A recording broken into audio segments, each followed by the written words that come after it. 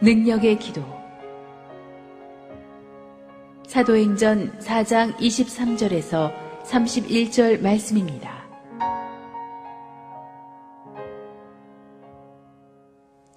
사도들이 노임에 그 동료에게 가서 제사장들과 장로들의 말을 다 알리니 그들이 듣고 한 마음으로 하나님께 소리를 높여 이르되, 대주제여, 천지와 바다와 그 가운데 만물을 지은 이시요 또 주의 종 우리 조상 다윗의 입을 통하여 성령으로 말씀하시기를, 어찌하여 열방이 분노하며 족속들이 허사를 경영하였는고. 세상의 군왕들이 나서며 관리들이 함께 모여 주와 그의 그리스도를 대적하도다 하신 이로소이다. 과연 헤롯과 본디오 빌라도는 이방인과 이스라엘 백성과 합세하여 하나님께서 기름 부으신 거룩한 종 예수를 거슬러 하나님의 권능과 뜻대로 이루려고 예정하신 그것을 행하려고 이 성에 모였나이다.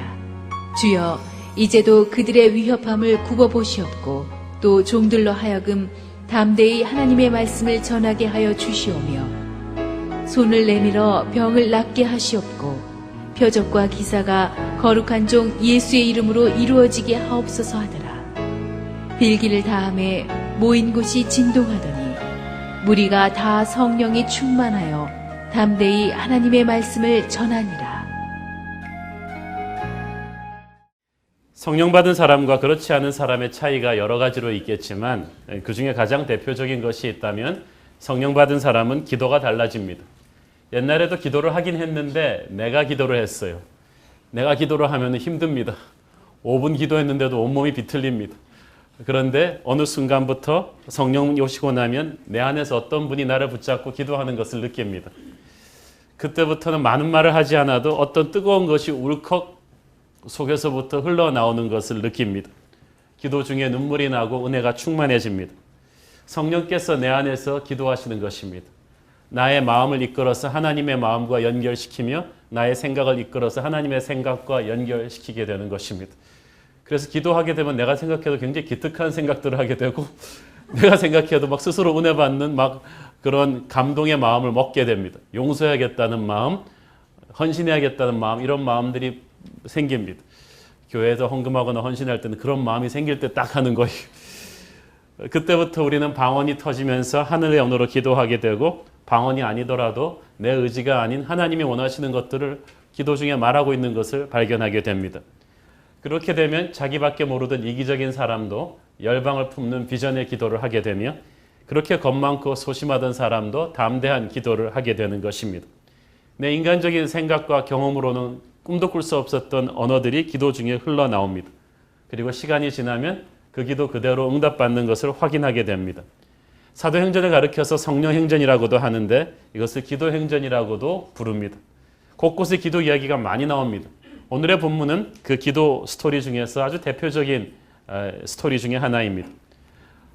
운동도 하기 전에 워밍업을 해야 되듯이 기도도 하기 전에 워밍업을 해야 됩니다.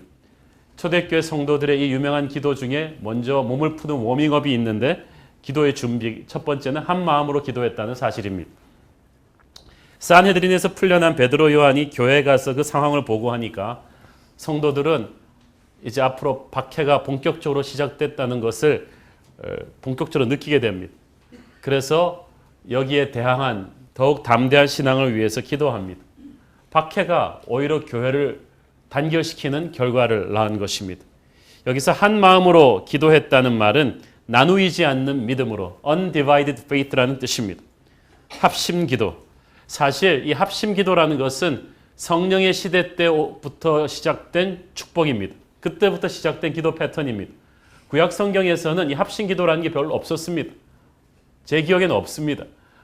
전부 다 성전 봉헌식 때 솔로몬이 대표 기도를 하거나 느헤미야가 전부 다 모여놓고 말씀을 듣게 하는 것은 있었지만 모든 사람들이 한 영으로 합심기도 드리는 것은 오순절 성령 강림 사건 때부터 주어진 축복인 것입니다. 오순절 성령 강림이 모든 성도에게 임함에 모든 사람이 예수님께로 가는 왕같은 대제사장이 되면서 한 영으로 기도하게 되고 한 영으로 기도하는 사람들이 함께 모이니까 기도하는 공동체가 된 거예요. 교회는 기도하는 공동체로 시작된 것입니다. 아무리 많이 보여도 함께 기도하지 못한다면 그것은 교회가 아닌 거죠. 교회가 분열되면 기도가 막힙니다. 기도가 막히면 영적인 능력이 없어집니다. 그래서 주님은 우리가 하나가 되게 해달라는 그런 기도를 굉장히 많이 하신 것입니다. 또 거꾸로 말해서 진정한 연합은 기도를 통해서 이루어집니다. 관계가 부서져 있다면, 팀워크가 무너져 있다면 여러분은 함께 기도하셔야 합니다. 회복이 임할 것입니다. 진짜 교회는 분위기 좋은 교회가 아니라 함께 기도하는 교회인 줄로 믿습니다. 저는 우리 새로운 교회 모든 조직들이 기도하는 모임 되기를 바랍니다.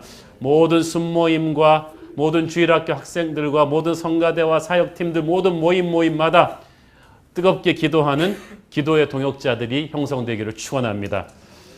또 한 가지 기도의 준비는 소리를 높여서 기도했다는 뜻입니다. They raised their voices. 쉽게 말해서 한국 교회가 잘하는 통성기도입니다. 이게 얼마나 세계적으로 유명한 상품인가 하면요. 제가 한번 우리 미국 교회 뉴욕에 큰 목사님들 집회 갔는데 완전히 저 혼자 아시안이고 거의 다 백인들이 갑자기 인도자 목사님이 나오더니 Let's pray Korean style 그러는 거예요. 그랬더니 갑자기 통성기도를 하는 거예요. 그래서 내가 끝나고 물어봤어요. Where did you learn this? 어디서 이렇게 배웠냐 그랬더니 자기가 73년도인가 한국에 무슨 전 세계 기도성에 갔는데 거기서 한국 코리안 스타일 기도를 배웠대. 그래서 이걸 코리안 스타일 기도라고 하는 게 아니고 그냥 큰 소리로 기도한다 그랬더니 이게 코리안 스타일 기도라는 거죠. 세계적인 상품이에요. 그런데 이게 우리 한국이 특허권을 갖고 있는 게 아니고 초대교회 때 한 거예요. 통성기도가 터졌죠. 언제 이 소리를 높여서 기도를 합니까? 여러분이 언제 소리 지릅니까? 감정이 복받칠 때 소리 지릅니다. 월드컵 보면서 소리 지릅니다. 극한 기쁨의 감정, 슬픔의 감정, 비상 상황에 터뜨리는 거예요. 그러니까 이 통성기도를 하는 사람은 인생이 심상치 않은 사람이에요. 저 푸른 초원 위에 있는 사람은 이런 통성기도 못합니다. 이 통성기도를 하고 있다는 것은 초대교회가 지금 영적 전쟁의 한복판에 서 있다는 것입니다. 총알이 핑핑 돌아가는데 병사들이 거기서 물 한 잔 갖다 주세요. 뭐 이렇게 부탁하는 거 봤어요. 다 고함을 질러요. 실탄 가져와. 물 가져와. 영적 전쟁도 마찬가지입니다. 영적 전쟁의 한복판에서 어둠의 권세와 맞닥뜨리고 있는 성도들은 그리스도의 군대는 통성기도를 하는 거예요. 비상 상황의 무전을 본부에 때리는 것입니다. 사탄의 집중 공세를 받으면서도 결코 물러서지 않는 그리스도의 군대의 긴박한 부르짖음이 바로 통성기도입니다. 저는 우리 새로운 교회의 통성기도의 이 패션을 굉장히 사랑하고 있습니다. 세 번째로 크신 하나님을 인식하면서 기도해야 합니다. 베드로가 이 초대교회 교인들이 처음 기도를 시작할 때 대주제여, Sovereign Lord, 이건 역사의 주권자라는 뜻이죠. 천지를 창조하신, 천지와 바다와 그 가운데 만물을 지으신 이신 창조주를 선포하면서 기도합니다. 갑자기 뜬금없이 왜 이렇게 갑자기 크긴 하나님을 부를까요? 자, 이 기도는 성령이 주도하는 기도라고 그랬죠. 성령께서 우리는 보통 기도를 할 때요. 우리 상황이 제일 커 보입니다. 내 문제가 제일 심각해 보이는데 성령의 기도를 하는 사람은 하나님께서 그의 눈을 살짝 들어서 문제보다 크신 하나님을 선포하게 합니다. 그래서 느헤미야나 이사야나 사도 요한이나 이 초대교회도 보면요. 지금 당장 당면한 문제 때문에 급해서 하나님께 부르짖는데 정작 성령의 인도로 터져나온 그들의 기도는 창조주 하나님을 먼저 선포해요. 이게 관계가 없는 것 같죠? 관계가 있어요. 만약에 하늘과 땅을 창조하시고 움직이신 하나님이 우리의 하나님이시라면, 역사를 주관하는 대주제이신 하나님이 우리의 하나님이시라면 그분이 풀지 못할 문제는 없습니다. 때로는 여러분의 문제에서 한 발짝 뒤로 물러나서 크신 하나님을 인식하고 선포할 필요가 있는 것입니다. 성령께서 하나님을 크게 보게 해주시기를 바랍니다. 그렇게 될 때 능력의 기도가 터져 나오죠. 능력 기도의 에센스가 있는데 첫 번째는 능력의 기도는 말씀을 중심으로 갑니다. 사랑은 비를 타고라는 뮤지컬이 있는데 기도는 말씀을 타고 하나님께서 주시는 이 기도는요. 반드시 말씀이라는 베이스를 중심으로 흐르게 돼 있어요. 시편 2편을 어떻게 생각을 해내고 그 말씀을 딱 기억을 해냈을까요? 성령께서 기억나게 하신 것입니다. 말씀과 기도는 항상 같이 가거든요. 말씀을 통해서 기도를 통해서 우리 하나님에게 우리의 마음과 생각을 알려드리고 하나님께서는 말씀을 통해서 응답하십니다. 왜 우리 교회가 초창기부터 여러분을 그렇게 바이블 마스터하라, 바이블 아카데미 하라 그러면서 계속 말씀 묵상을 여러분에게 강조했을까요? 말씀이 안에 축적되어 있지 않으면 하나님이 응답하시기 되게 힘듭니다. 그 사람한테도. 하나님께서는 말씀을 통해서 우리에게 말씀하시거든요. 그렇기 때문에 타오 있는 기도는 이 말씀을 축적한 채로 성령의 가이드에 자기를 맡기는 거예요. 그러면 성령께서 어느 게 말씀이 딱 수면으로 떠오르게 하세요. 나한테 딱 맞는 말씀이에요. 기도는 하나님한테 어떻게 해달라고 지시하는 게 아닙니다. 그랬다면 핍박을 치워달라고 했겠죠. 그러나 그들은 핍박을 치워달라고 하지 않고 이 상황을 하나님에게 선포했습니다. 그랬더니 하나님이 전혀 새로운 길을 보여주셨습니다. 어찌하여 열방이 분노하며 족속들이 허사를 경영하였는고. 시편 2편의 말씀인데 여기서 열방이나 세상의 군왕들은 예수님의 십자가 처형을 집행했던 로마 정부입니다. 관원들은 예수님을 죽이려고 공모했던 종교 지도자들이며 족속들은 그들에게 선동돼서 예수님을 못 박으라고 외친 군중들입니다. 이들이 모두 한 덩어리가 되어서 예수님을 대적하려고 나섰는데 중요한 것은 하나님이 이 사실에 전혀 놀라지 않았다는 사실입니다. 사실 헤롯과 빌라도가 합세하는 건 있을 수 없는 연합이거든요. 이거는 마치 2차 대전 때 히틀러와 스탈린이 연합하는 것처럼 있을 수 없는 연합을 한 거예요. 사두개인과 바리새인들이 하나가 된다. 이것은 있을 수 없는 연합이거든요. 그런데 그런 모든 세력들이 합세했는데 하나님이 여기에 대해서 놀라지 않으셨다는 뜻입니다. 과연 헤롯과 빌라도는 그 말은 무슨 뜻입니까? 예측대로 하나님 말씀하신 대로 1000년 전에 다윗의 입을 통해서 예언하신 말씀 그대로 세상의 권력들이 비밀 음모를 꾸미는 것 같았지만 결국 하나님 손바닥 안에서 노는 것에 불과했다. 그래서 이렇게 막 핍박이 오고 힘든 상황이지만 성령의 사람은 달라요. 자신에게 주어진 상황을 해석하는 데 있어서 왜 재수가 없어서 난 이렇게 당할까 이런 생각하지 않았어. 사실 인간적으로 생각하면 이렇게 생각할 수도 있지 않았겠어요. 나도 좀 예수 믿는 게 좀 사회적으로 존경받는 다윗과 솔로몬 시대에 태어날 거 이거 뭐냐 도대체 핍박받는 시대에 태어나서 이러지 않았단 말이에요. 여러분의 인생에서 어떤 고통이 일어날 때 하나님 때문에 고난받을 때 자기 연민에 빠지지 않게 되기를 바랍니다. 내가 왜 이 고생을 하지? 아니에요. 지금은 고난이 오지만 하나님의 말씀이 여러분의 삶 속에서 이루어지고 있음을 믿기를 바랍니다. 1000년 전에 다윗이 한 예언이 그들의 상황에서 이루어지고 있다는 것을 그들은 성령의 감동으로 깨달은 거예요. 여러분 하나님의 사람의 인생은 우연이 없습니다. 여러분의 인생에서 하나님의 예언이 이루어지고 있음을 믿습니다. 그것은 비전의 약속이며 축복과 회복의 약속인데 그게 여러분 삶에서 이루어지고 있어요. 그러면 성경 읽는 게 얼마나 재미가 나는지 모르겠어요. 말씀이 그대로 내 삶의 현실이 돼버리는 거예요. 그런 경험 없으세요? 새벽 기도 때 큐티를 했는데 그날 사는데 그냥 그 일이 이루어지는 거예요. 하나님의 사람의 인생은 우연이 없습니다. 말씀이 이루어지는 현재 진행형입니다. 그래서 지금 좀 고통스럽더라도 엔딩이 좋기 때문에 여러분 지금 두려워하지 마십시오. 초대교인들도 그걸 알고 있었어요. 지금은 핍박받지만 이걸 통해서 전 로마가 언젠가는 복음화 될 것이라는 것을 믿고 있었습니다. 여러분도 그래야 합니다.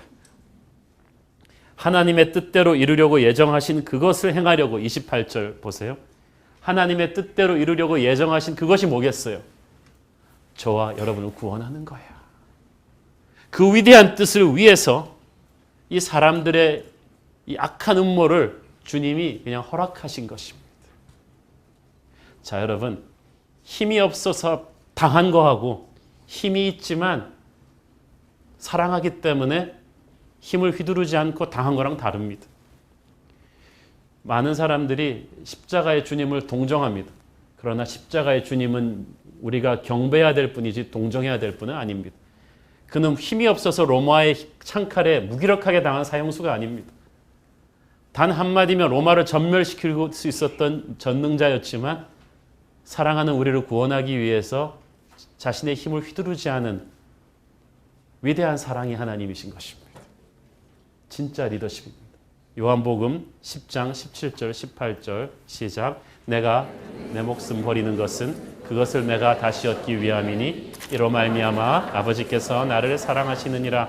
이를 내게서 빼앗는 자가 있는 것이 아니라 내가 스스로 버리노라. 나는 버릴 권세도 있고 다시 얻을 권세도 있으니 이 계명은 내 아버지에서 받았노라 하시니라. 여러분, 십자가 사건을 상상해 가십니까?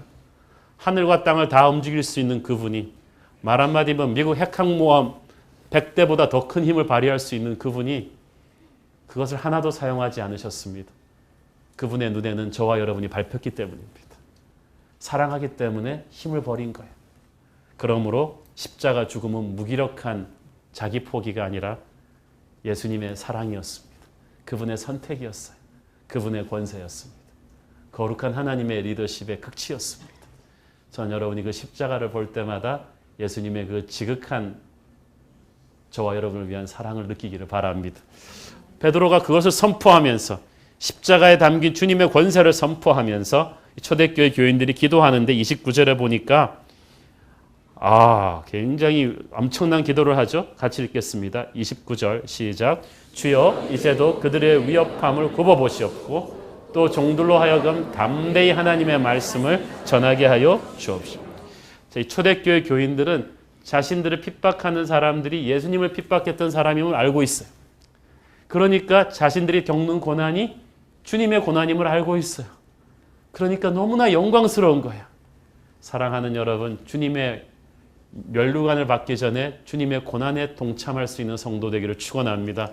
이 고난이 아무한테나 주어지는 게 아니에요. 그러니까 핍박을 당하면서도 움츠러들지 않았어요. 자랑스럽게 생각했어요. 전쟁터가 치열하다고 해서 거기서 빼달라고 그러지 않았단 말이에요. 굽어보시옵소서. 29절 Consider the threats.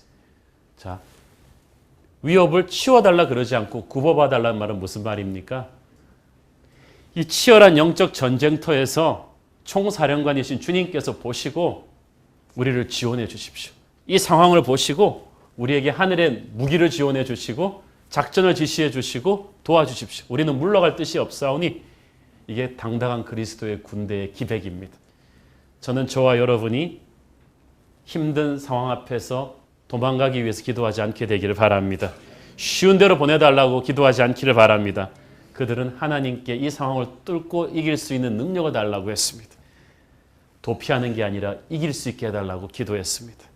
사랑하는 여러분, 살아남게 해달라고 하지 마십시오. 승리하게 해달라고 하십시오.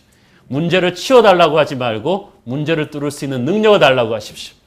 자기의 사명에 맞는, 자기의 능력에 맞는 사명을 달라고 하지 말고 사명을 감당할 수 있는 능력을 달라고 기도하세요.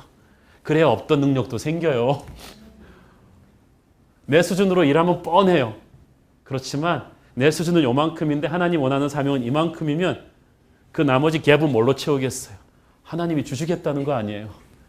순종하면 없던 돈도 생기고 없던 사람도 생기고 없던 아이디어도 생기고요. 이 모든 축복은 순종하는 자에게 온 것이지 있는 자가 순종하는 게 아니라 순종하는 자에게 하나님이 있게 만드시는 거예요.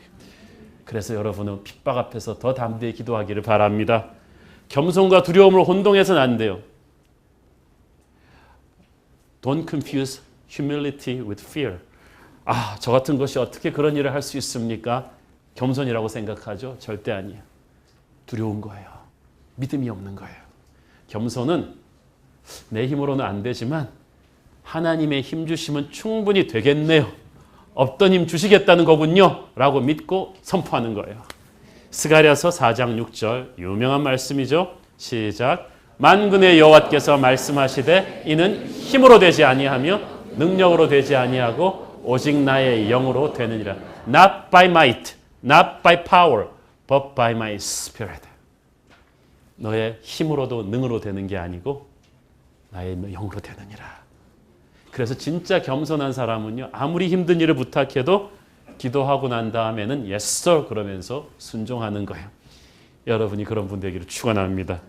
이분들이 아멘 소리가 적은 이분들이 담대히 말씀 전할 수 있도록 기도했습니다. Enable your servants to speak your word with great boldness.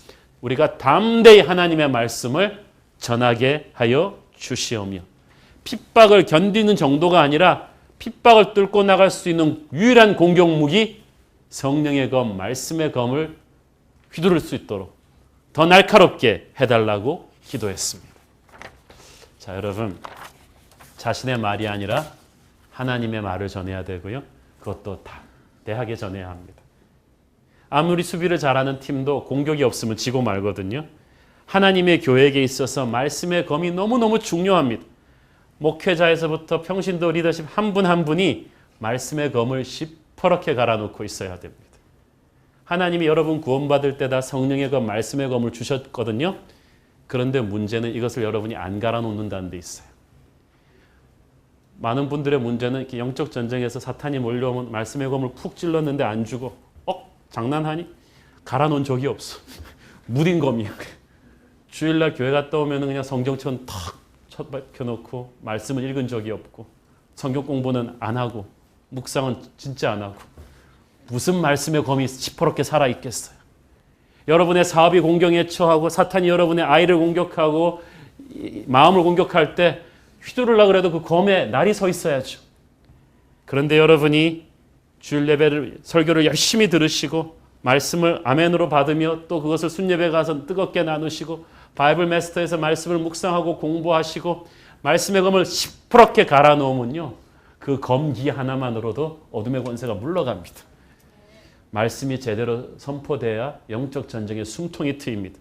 말씀이 살아있는 사람은요. 조금 유혹받고 영적인 침체에 빠져도 빨리 돌아와요. 말씀이 반대로 제대로 선포되지 않으면 절대 여러분 인생에 달라붙는 사탄의 유혹과 공격이 사라지지 않습니다. 자동차는 엔진이 좋아야 돼요. 다른 건 다 액세서리예요. 교회는 말씀이 살아있어야 돼요. 역사와 건물과 조직이 아무리 있어도 말씀이 죽으면 그 교회는 흔들리는 것입니다. 그래서 바울은 말씀 전하는 자들을 위해서 특별한 중보기도를 부탁합니다. 에베소서 6장 19절 20절 시작. 또 나를 위하여 구할 것은 내게 말씀 나로 입을 열어 복음의 비밀을 담대히 알리게 하옵소서 할 것이니 이 일을 위하여 내가 쇠사슬에 매인 사신이 된 것은 나로 이 일에 당연히 할 말을 담대히 하게 하려 하십니다. 바울이 2번씩이나 담대히 복음 전하게 해달라고 부탁하고 있죠. 바울이 용기 없는 사람이 아닌데 이 말을 2번이나 부탁한 것은 무엇입니까? 저는 설교자로서 이게 무슨 뜻인지 알아요. 항상 담대하게 똑같은 파이어 파워로 말씀 전하기 정말 힘들어요. 정말 힘들어요. 여러분 제가 쉽게 사는 것 같습니까? 정말 힘들어요. 왜냐하면 사탄이 말씀의 파워를 너무너무 잘 알고 있기 때문에 사탄의 가장 정형화된 부대가 가장 집요하게 가장 지속적으로 공격하는 게 말씀 전하는 자입니다. 18세기 말에 영국에 엄청난 부흥을 일으켰던 순회 설교자 요한 웨슬레는 가는 곳마다 불량배들의 테러 위협을 받았고 반대자들이 고용한 사람들의 야유를 받았습니다. 게다가 몸이 약해서 설교하러 올라가기 직전까지 온몸에 식은땀이 흐르고 경련이 일어나는 육체 아픔이 있었습니다. 그런데 그 모든 어려움에도 불구하고 일단 설교하기 시작하면 엄청나게 많은 사람들이 회개하고 주님께 돌아오는 역사가 일어났습니다. 웨슬리를 위해서 기도하는 수많은 중보기도자들 때문이었습니다. 19세기 그 후에 영국의 설교자의 황태자로 불렸던 찰스 스펄전 목사의 설교 뒤에는 150명씩 교회 중보기도실에서 그의 설교 시간 때마다 기도하는 중보기도팀의 기도가 있었습니다. 부족한 저와 목회자들을 위해서 많은 성도님들이 헌신적으로 기도해 주시는데 저는 너무나 고마운 마음을 느끼고 특별히 주일 예배 1, 2, 3부 때마다 이렇게 집중 배치돼서 기도하시는 우리 중보기도팀을 정말 저는 치하하고 싶습니다. 제일 눈에 드러나지 않는 사역인데 이분들이 헤매면 여러분이 당장 제 설교에서 그 차이점을 보실 거예요. 그래서 제 설교가 은혜가 안 된다. 제 책임 반, 이분들 책임 반이 되는 것입니다. 이분들의 뜨거운 기도가 있기 때문에 다들 우리 교회 예배가 그렇게 은혜가 된다고 하십니다. 앞으로도 더 뜨거운 기도 지원을 부탁을 드리는데 하나님의 말씀이 얼마나 중요합니까? 이 말씀이 있는 그대로 선포되면 성령의 기름 부으심과 감동이 살아나면서 시공을 초월하는 하나님의 임재가 모든 사람들의 마음에 강렬하게 역사합니다. 죽었던 영혼이 살아나고 가슴에 긁혔던 영혼의 상처들이 치유가 되고 절망에 사로잡혔던 사람들이 소망을 회복합니다. 설교가 듣는 도중에 악한 귀신이 떠납니다. 소리를 지르면서 떠납니다. 영적 체증이 확 뚫리는 것을 느끼게 되죠. 말씀의 은혜가 있으면요, 그 교회에 크고 작은 문제가 아무리 많아도 교회는 자기를 치유할 수 있는 자가 재생 능력이 생깁니다. 살아있는 설교는 머리를 자극하는 게 아니라 영혼을 뒤흔들어 놓거든요. 잘하는 설교보다 중요한 것은 영혼을 터치하는 파워 설교예요. 이것은 기도를 통해서만 이루어집니다. 설교를 준비하는 사람이 본문을 붙들고 기도해야 되고, 그 설교자를 위한 수많은 중보기도자들의 기도의 열매가 바로 인간을 변화시키는 파워 설교인 것입니다.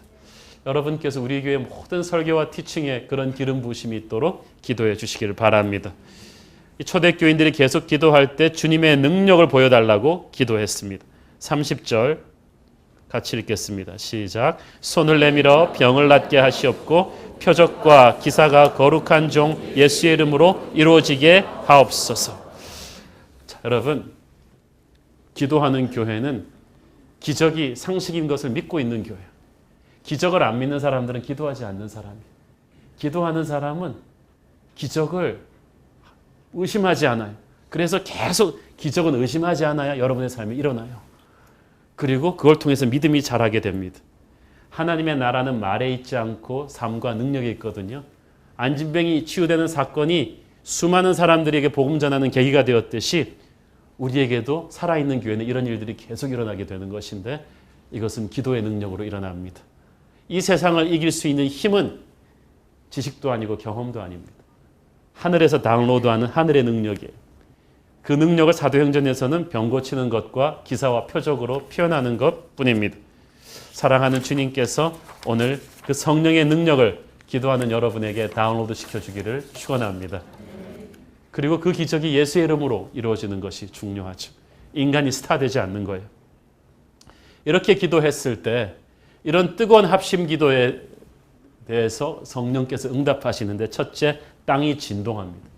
빌기를 다음에 그들이 모인 곳이 진동하더라. Their meeting place was shaken. 확 흔들린 거예요. 이것은 무슨 말이냐 하면요, 마치 이 자녀의 부탁을 들은 아버지가 알았어, 내가 기꺼이 해주지, no problem 그러면서 아이의 등을 툭 두드린 것과 똑같습니다.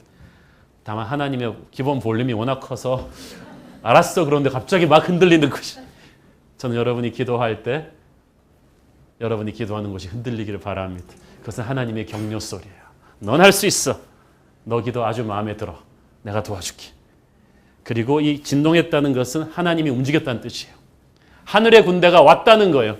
눈으로 안 보여서 그렇지요, 영의 눈으로 보는 사람은 그 순간에 천국의 지원 병력이 도착한 거예요. 수백 수십 척의 천국의 함대가 도착한 거예요. 천국의 자원이 도착한 거예요. 군대가 온 거예요. 그리고 어둠의 군대가 물러가기 시작한 것입니다. 하나님의 군대가 부흥을 체험하며 나갈 때 핍박이 와요. 핍박을 통해서 사탄은 우리에게 끊임없이 불화살을 쏩니다. 교회 모든 영적 지도자들과 순장들과 이 리더들한테 불화살을 막 쏘는데 여러분의 가장 취약점에다 쏩니다. 분열과 시기와 우울증과 폭력과 음란과 열등감의 불화살을 쏴야 될 텐데, 우리가 합심으로 기도할 때 우리는 이 어둠의 권세의 화살을 막아낼 능력이 생기는 것입니다. 주께서 그 영적 전쟁의 향방을 바꿔주시는 거예요. 어둠의 생각들을 올 때 거절할 수 있는 능력이 생겨요. 유혹을 끊어버릴 수 있는 능력이 생기고 하나님의 감동으로 내가 생각이 전환이 되는 것입니다. 사랑하는 주님께서 우리 새로운 교회에 그런 영적인 보호막을 쳐주시기를 축원합니다. 그리고 모두가 다 성령 충만해졌다. 저는 이 말이 제일 좋아요. 무리가 다 성령이 충만하여 기도 안 하던 누구누구는 빼고 그러지 않았어요. They were all filled with the Holy Spirit. 최고의 기도 응답은 성령을 주시는 것인데, 성령이 임하면 능력이 임해요. 성령이 임하면 회복이 임합니다. 성령이 임하면 내 안에 더러운 것들이 씻겨져 나갑니다. 성령이 임하면 기도가 달라져요. 파워가 생겨요. 저는 성령이 임함으로써는 이 모든 축복들이 오늘 여러분에게 임하기를 바랍니다. 한 사람도 여기서 빠지는 사람 없이 무리가 다 성령 충만 받아야 돼요. 축복은 기도하는 사람이 가져갑니다. 여러분, 부활하신 주님을 목격하고 그 주님의 지상 명령을 들은 목격자들은 500명이 넘었는데 정작 오순절 다락방에서 성령 받고 초대교회 주역이 된 사람은 120명 뿐이었어요. 사랑하는 여러분, 화려한 꿈을 꾸는 사람은 많아요. 그렇지만 그것을 이뤄내는 사람은 기도하는 사람들일 뿐입니다. 저는 여러분이 꿈을 꾸는 사람이 아니라 꿈을 이루는 축복의 주역 되기를 축원합니다. 그러니까 기도할 때 빠지지 마세요. 우리 모두 다 성령 충만하게 하여 주시옵소서. 한 사람도 남김없이 오늘 성령의 터치를 경험하고 가게 하여 주시옵소서. 그리고 모두가 다 담대하게 말씀을 전하기 시작해요. 모두에게 다 거룩한 담대함이 생겼다. 이 말은 엄청난 말이죠. 우리 교회 성도들이요, 요즘 너무 비겁해졌어요. 세상 앞에서 너무 무서워해요. 욕먹는 거 그렇게 두려워하지 마세요. 주님은 우리 때문에 십자가도 지셨는데 주님의 교회 때문에 욕 좀 먹는다고 두려워하지 마세요. 위축되지 마세요. 우리는 담대해져야 합니다. 영적인 담대함은요, 기도하는 사람에게만 오는 거예요. 평소에 아주 센 척하는 사람도 결정적인 순간에는 몸을 움츠러들어요. 베드로 평소에 얼마나 센 척했습니까? 모든 사람이 다 주님을 버려도 저는 결코 주님을 버리지 않겠습니다. 큰 소리 펑펑 치다가 정작 군병들이 몰려오니까 가장 먼저 도망간 사람 중에 하나가 베드로 아닙니까? 그런데 주님은 군병들을 담대하게 맡으셨어요. 겟세마네 동산에서 주님이 땀이 피같이 기도할 동안 베드로는 졸았거든요. 그것이 기도한 사람과 졸아버린 사람의 차이입니다. 영적인 잠을 자고 기도하지 않으면 인생의 위기의 순간에 여러분은 도망갈 것입니다. 주님이 땀이 피같이 되도록 기도하셨는데 그 결과가 뭔가요? 십자가가 사라졌나요? 아니에요. 십자가가 오히려 성큼 다가왔어요. 그러나 십자가를 이길 수 있는 능력이 생겼습니다. 사랑하는 여러분, 여러분이 기도한다고 병이 다 낫고 사업이 다 풀리는 것은 아닙니다. 그렇게 될 수도 있지만 안 될 수도 있어요. 그러나 기도하면 내가 원하지 않는 어려움이 온다 할지라도 그것을 이길 수 있는 능력이 생깁니다. 고난보다 더 큰 은혜를 체험하게 됩니다. 핍박보다 더 큰 능력을 갖게 되는 것이죠. 이 초대교회 성도들은 알았습니다. 이 부흥과 함께 핍박이 오고 있다는 것을, 날카로운 세상의 이빨과 정면으로 마주서야 한다는 것을 알았습니다. 감옥에 갈 수도 있었습니다. 얻어맞을 수도 있었습니다. 그러나 이 무서운 상황에서 그는 기도로서 하늘의 용기를 받았던 것입니다. 사랑하는 여러분, 우리 한 사람 한 사람 아무리 재능이 많고 담대함이 능력이 많아도 담대함을 잃어버리면 끝입니다. 오늘 그리스도의 군사된 우리에게 하늘의 담대함이 충만하게 임하기를 바랍니다. 모두가 다 성령 충만해서 말씀을 전하기 시작했다. 사탄은 완전히 벌집을 쑤신 거예요. 베드로, 요한 하나 핍박하면 끝날 줄 알았더니 이제는 전부가 다 전도자가 된 거예요. 와, 제가 가만 보니까 그래요. 베드로, 요한 하나 쑤셨는데 10,000명이 전도자가 된 것처럼 이 한홍 목사만 가지고는 이 서울 장안이 변하지가 않겠어요. 새로운 게 성도들이 전부 다 말씀 전하는 전도자가 되었어. 자기가 처한 곳곳에서 하나님의 음성을 담대하게 선포하며 살아간다면 얼마나 감동적일까요? 물론 바울이나 이렇게 베드로, 요한 같은 목회자, 설교자들도 필요해요. 영적 전쟁에서 그런 분들은 장군이에요. 적의 장수를 거꾸로 들여서 전열을 흐트러뜨리지만 장수 하나 죽인다고 전쟁 이기는 거 아니에요. 병사들이 모두 다 칼을 들고 전진해야 돼요. 우리 새로운 교회 성도들 모두 다 말씀의 검을 들고 성령의 검을 들고 이 마지막 시대에 음부의 권세를 몰아내는 그런 그리스도의 군대 되기를 축원합니다. 저는 최근 지난 한 달 동안에 우리나라 신문과 방송에 가장 주목을 받았던 이슈 중에 하나가 그 어느 방송 프로그램의 예능 프로그램이죠. 나는 가수다라는 프로그램입니다. 워낙 대중의 관심이 집중된 프로그램이라서 제가 목회적인 차원에서 IPTV 들어와서 다 보지 않았겠습니까? 그리고 저는 은혜를 받았어요. 너무 경건하게 기도만 하시느라고 이런 거 전혀 안 보시는 분들을 위해서 제가 설명을 드리면은 작년에 한국 예능 프로그램에서 아주 대박 프로그램 중에 하나가 슈퍼스타 K였습니다. 전국에서 뭐 수십만 그 무명의 지원자들 그 오디션을 봐서 최고의 가수 한 명을 선발해내는 진검승부에서 선발해내는 슈퍼스타 K. 그 굉장히 히트였는데 이번엔 역발상으로 이미 지명도와 유명세가 충분한 최고의 가수들 7명을 불러서 무작위로 노래를 추첨한 다음에 2주 동안 연습해서 대결을 벌이는 거예요. 그래서 그 자리에서 10대, 20대, 30대, 40대, 50대 청중평가단이 심사를 해서 한 명을 떨어뜨리는 거예요. 그런데 그렇게 해갖고 기라성 같은 가수들이 정말 나왔습니다. 제가 좋아하는 뭐 윤도현, 김건모 이런 분들도 다 쫙 나왔는데 사고는 재밌는 프로그램이 있는데 왜 이 한국이 쑥대밭이 됐냐 하면은 탈락자가 90년대 제가 좋아했던 김건모 씨가 선정이 된 거예요. 탈락할 수 없는 사람이 선발된 거잖아요. 김건모가 누굽니까? 그 뭐 90년대를 풍미했던 한국 가요사에 남을 인물인데 그 사람이 탈락되니까 후배 가수들이 어쩔 수 없이 미안하다 그러면서 재도전의 기회를 주자. 그래가지고 재도전 기회를 주기로 한 거예요. 그랬더니 시청자들이 들고 일어났죠. 그게 신인 가수였어도 그랬겠냐.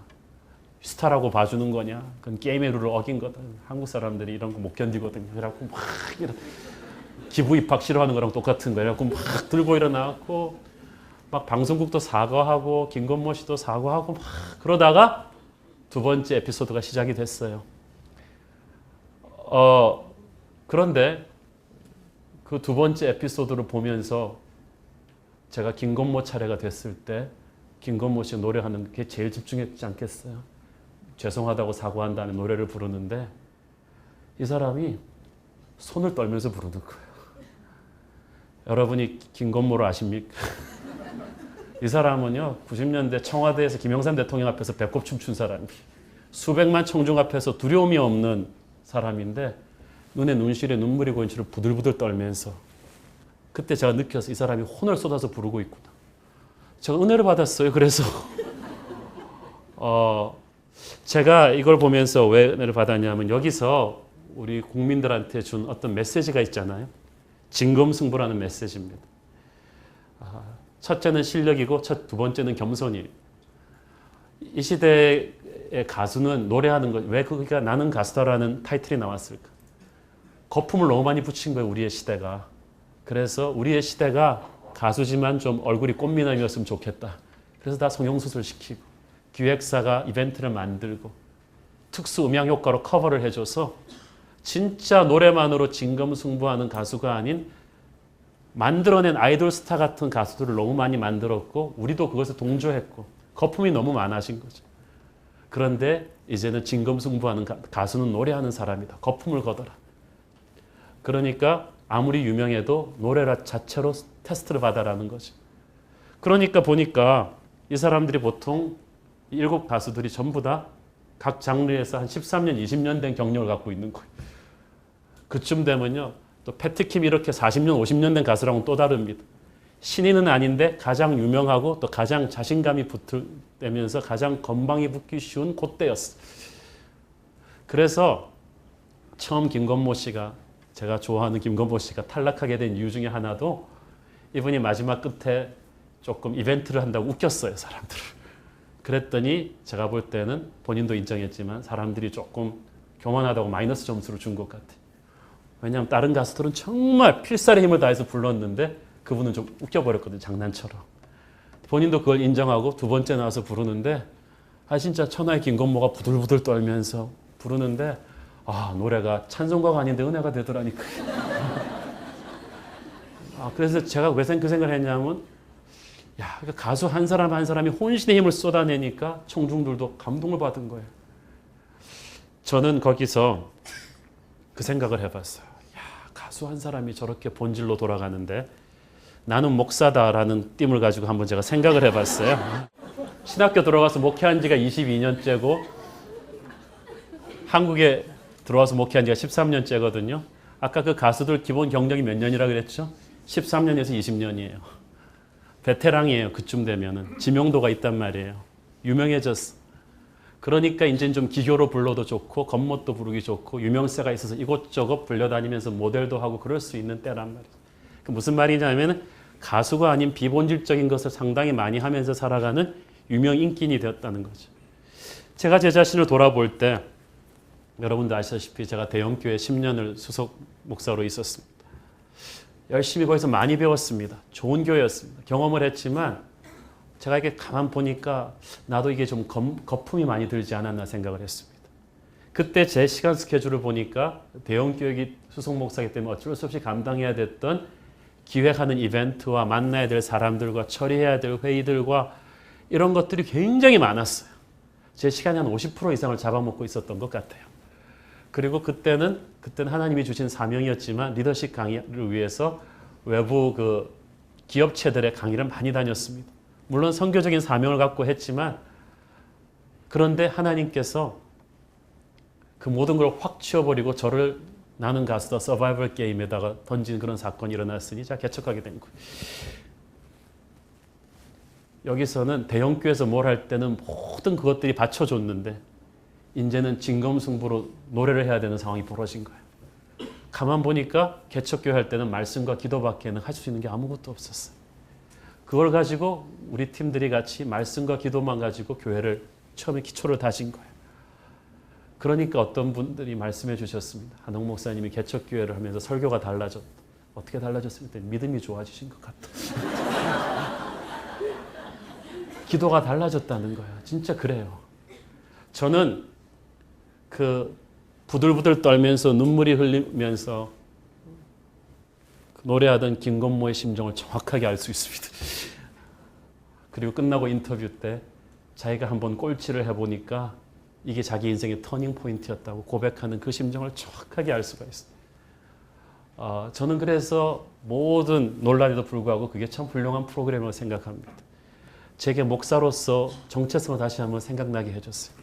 나는 과연 목사냐? 평가는 하나님이 하시겠지만 하나님께서 제 인생의 거품을 이 40대 중반에 한참 어느 정도 책도 쓰고 지명도도 있는 이 나이에 거품을 확 걷어버리신 거예요. 너는 과연 목사냐? 라는 것을 제게 매일 물어보게 한 것이 우리 새로운 교회와 함께한 지난 1년 반이었습니다. 그래서 하나님이 진검승부로 이 교회를 이렇게 만들어 주셨어요. 그러면서 또 생각을 해봤어요. 나는 가수다 해서 나는 목사다 그러면 우리는 교회다 그 생각을 해봤어요. 하나님께서 우리를 교회라고 하시는데 초대교회가 막 부흥할 때 핍박이 왔어요. 우리 교회도 막 부흥하면 영적인 전쟁이 일어나요. 누구도 피해갈 수 없습니다. 우리도 성장통 겪고 있습니다.